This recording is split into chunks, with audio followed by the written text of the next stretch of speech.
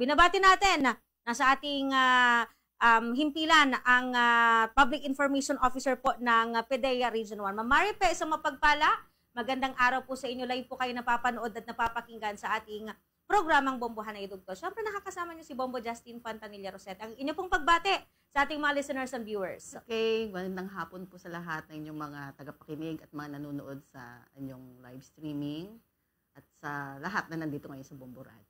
Ayan, unang-una po sa lahat, Ma'am Maripe, kamustahin natin yung mga programa, aktibidad na isinasagawa po ngayon ng PDEA Region 1, lalo na ngayong buwan po ng Pulyo, Ma'am. Yes, actually, katatapos lang natin this past few weeks, mula nung June 5, di ba?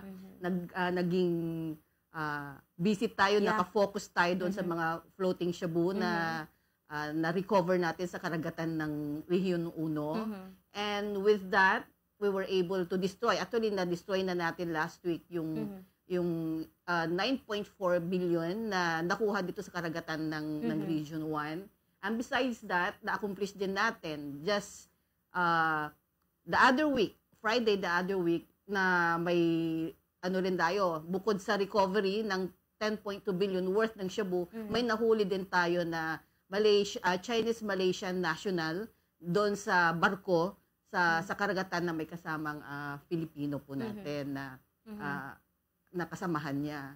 Na allegedly, baka kasama din siya sa international drug syndicate na Samgor. And after that, the other week, actually kasama ko rin ang isa ninyong reporter. Yes. We conducted information drives sa Agno at Bulinaw, Pangasinan sa coastal areas who were doon na may mga recoveries tayo ng shabu. And anong ginawa natin doon sa mga araw na nag-info drive tayo is nagbigay tayo ng pamphlets and also telling the people na if ever may time ulit na may mahanap na o makita sa karagatan ng mga nakasako o same like yung mga na-recover natin, is huwag magtubiling i-report sa kanilang, of course, sa inyong local officials, nandyan ang PNP at kami sa PDEA, na kahit anong oras po pwede ninyong inform or tawagan sa mga yan. And just last week din, na activity ng PDEA is na sa Luwag, Ilocos Norte, doon naganap yung second quarter na meeting ng RICAD, wherein at the same time sinabay na rin natin yung celebration ng ating idadait at nagbigay tayo ng award na Balangay Seal of Excellence sa 17 na municipalities dito sa Region 1, wherein 7 sa Pangasinan, we have 6 sa La Union na nabigyan ng award ang Ilocos Norte na 4. When you say Balangay Seal of Excellence, ito yung mga munisipyo na drug cleared na siya. Drug cleared na sila. Ito yung highest kumbaga na pag-confer natin sa mga municipalities na ito sa pagiging drug clear nila. Ma'am Maripe, may we know, especially yung mga bayan dito po sa Pangasinan na nabigyan po ditong award po na ito, ma'am? Yes, okay. So sa Pangasinan, meron tayo sa Agno, Asinggan, Balungaw, Bautista, Binalonan, Bulinaw, at San Fabian. Diretsuhin ko na rin, pati na rin sa ibang mga probinsya natin dito sa Region 1. Sa La Union naman, nabigyan natin ng Balangay Seal of Excellence ang Bacnotan, La Union, Bagulin, Luna, San Juan, Santo Tomas, at Tubao, La Union. And sa Ilocos Norte, nabigyan din natin ng Balangay Seal of Excellence ang Dingras, Nueva Era, Paway, at Pinili, Ilocos Norte.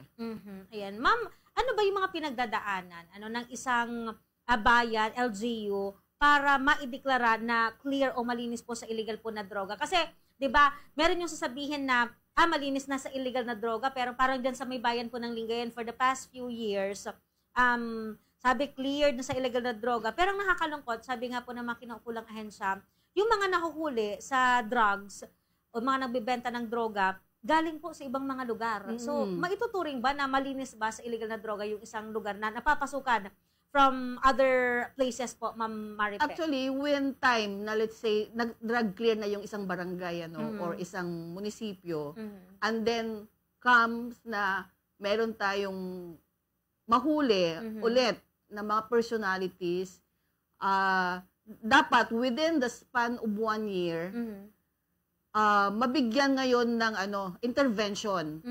Yung let's say kung user man siya, mabigyan siya ng ng intervention, let's say ipasok sa CBDRB, Community-Based Rehabilitation Program. O kung pusher naman yan at mahuli natin, pwede naman, lalo na yung mga under ng plea bargaining agreement, ma-intervention tayo dyan na sila ipasok sa ating Balay Silangan Reformation Facility. When you say Balay Silangan Reformation Facility, ito yung mga dapat meron ang isang munisipyo para doon na yung intervention na gagawin. We're in 3 months yung proseso nito. Magkakaroon ng lectures, sa moral recovery niya. Meron din actually livelihood programs. May mga physical activities din sila. So all of those para magkaroon ng realization yung ating mga reformists kung tawagin doon sa loob ng facility. And hindi ibig sabihin na, let's say, natapos nila yung 3 months na stay nila sa Balay Silangan, tama na yun, no. Actually, napakaganda ng programa kasi other LGUs, yung mismong mga reformists natin, nabibigyan ng pagkakataon na mabigyan ng employment. Some LGUs, may mga na-employ na silang drivers, street sweepers, and sometimes, nai-endorse sila sa mga industries na meron sa locality, like, let's say, may mga LGUs na ang product nila doon, ang industries nila doon is bamboo craft, may mga livelihood sa munisipyo, nai-endorse din sila para magkaroon sila ng pagkakitaan at para hindi na rin makapag-isip na bumalik pa sa dati nilang gawin sa pagbebenta ng droga o paggamit ng droga. For the past few years, Ma'am Maripe, napansin natin, no, parang ilan yung mga pinut up na mga balay silangan dito po sa atin, sa lalawigan po ng Pangasinan. Gaano nakakatulong po ito? Especially dito po sa programa po ng Philippine Drug Enforcement Agencies na mabawasan at syempre mahikayat, no, ito pong mga kababayan natin na nasangkot sa droga, na gusto magbagong buhay. Kasi yung iba, in doubt kasi, na lumapit po sa mga pwede nilang hingian ng tulong kasi baka negative na impression sa amin kasi sangkot kami sa drugs. Yung iba, hindi na sila naniniwala na meron pang pagkakataon or may chance pa na magbagong buhay yung mga tao na, especially yung mga gumagamit po ng illegal na droga, Ma'am Maripe. Actually, patunay, yung programa natin na yan, na ang gobyerno natin hindi pinapabayaan yung mga drug personalities. When say, bakit hindi pinabayaan? Dahil binibigyan sila ng pangalawang pagkakataon para makapagbagong buhay. Makita ninyo sa programang ito, bago pumasok sa Balay Silangan, nabibigyan, let's say, may iba may trabaho, ayaw nilang pumasok, worried sila na walang kakainin ng pamilya kasi sila lang yung kumikita sa pamilya. So, ang LGUs natin, may mga LGUs tayo na sila na mismo nagbibigay kumbaga ng ayuda sa family para hindi siya, while nandoon siya sa facility natin, ay hindi na siya mag-worry kung paano na ba yung anak ko, pamilya ko, kung nakakain na ba sila. So, yun yung nagagawa natin para dire-diretso sila sa tawag nating gusto na pagbabago nila. Ayan. Ma'am, dito po sa sa atin, sa Pangasinan, ilan na yung kabuuan na meron ba kayong data na sa barangay o bayan na talagang maituturing na po na drug clear sa illegal po na droga? Actually, meron akong dala dito na data. Sabihin ko na lang lahat. Yes, ma'am. So, we have here, Pangasinan, ang total number ng barangays is 1,364.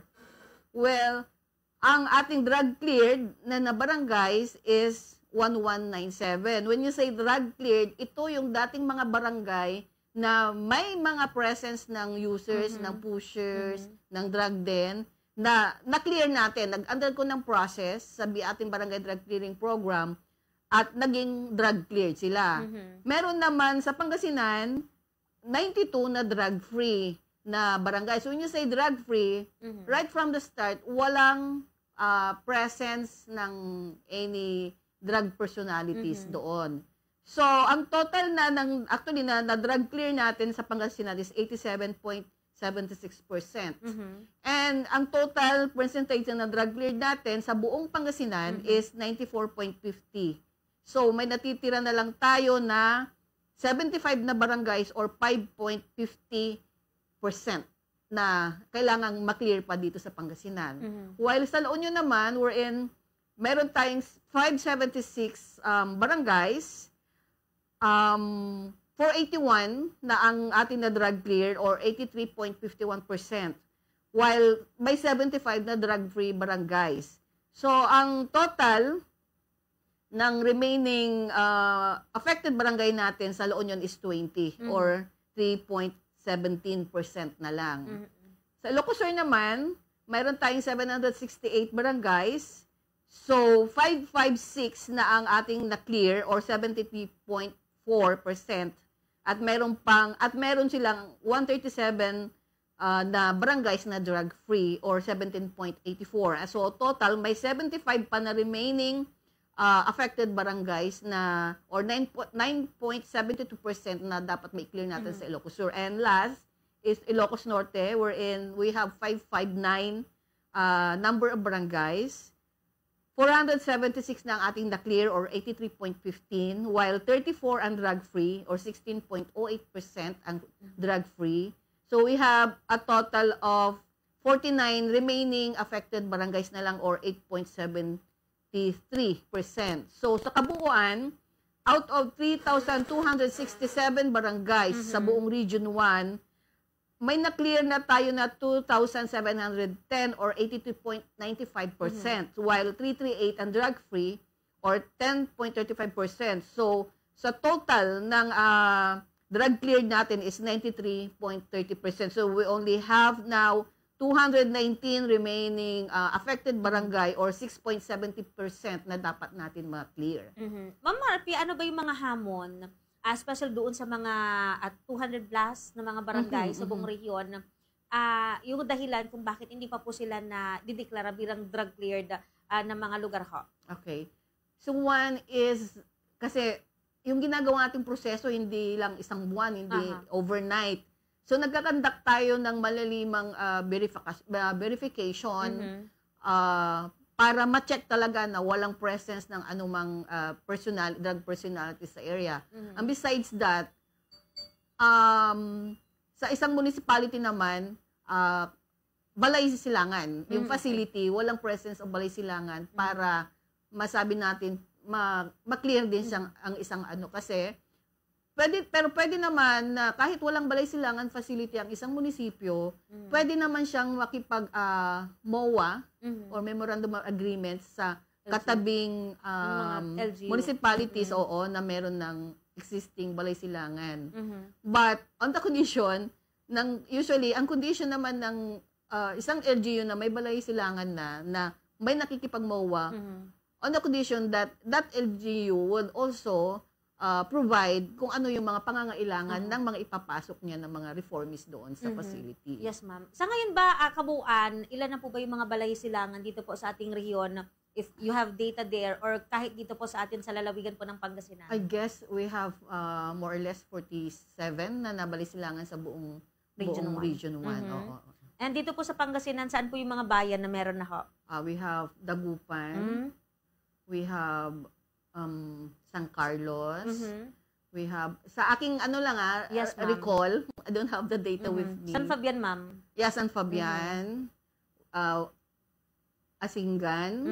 Actually, yung mga na, natin, Bautista, Binalonan. So, ito na yung mga merong mga balay silangan.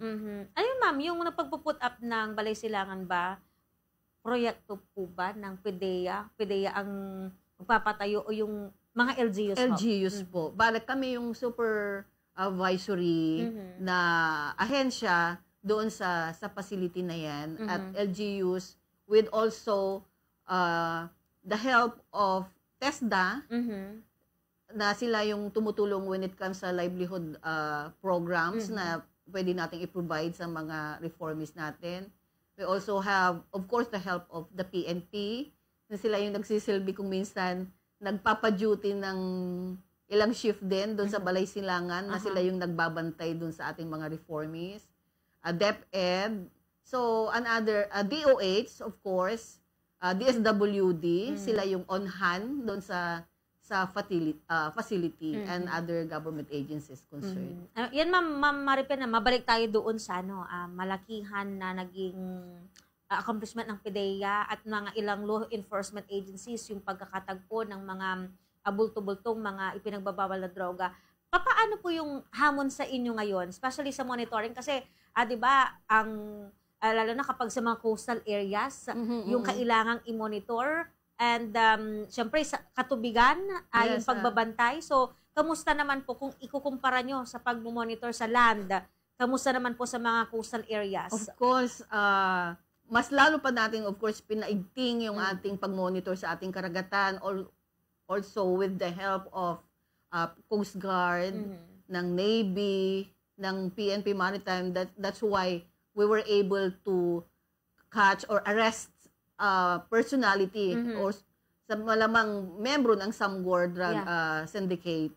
So, sa sama-samang pagkakaisa na pagtutulungan, so we were able to have accomplishment. And tuloy-tuloy po actually yung monitoring na ginagawa natin sa ating mga karagatan. So, paano yung mga adjustments na ginagawa nyo ngayon, ma'am? For sure, meron sa PDEA dahil nga sa pagkakatuklas ng ganitong kalaking halaga po ng ipinagbabawal na droga at ginamit pa ang ating rehiyon, ang lalawigan ng Pangasinan at ibang mga karating probinsya sa ganitong klase po ng modus, Ma'am Maripe? Sa ating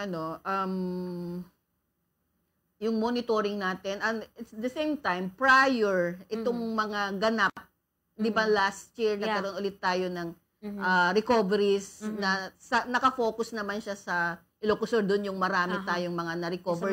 Though meron din dito a few sa Pangasinan shores natin.